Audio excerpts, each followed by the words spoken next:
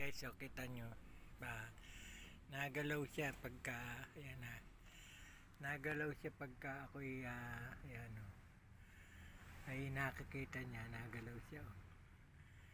Yan yung ating face tracker. Ano, yan, nagalaw siya mga kaibigan. Yan o, nasunod siya sa aking galaw. Yan, kung nakikita niyo, nasunod siya sa aking galaw. Ayan. Ang ganda mga guys. Kung gusto niyo ng ganitong 360 auto face tracker, nandyan sa ating yellow basket. Very useful to sa aming mga nagla-live stream at saka nagba-vlog.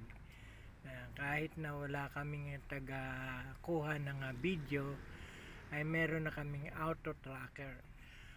360 auto face tracker. Okay guys, dyan lang sa yellow basket. Click lang yung yellow basket, then mag check out na.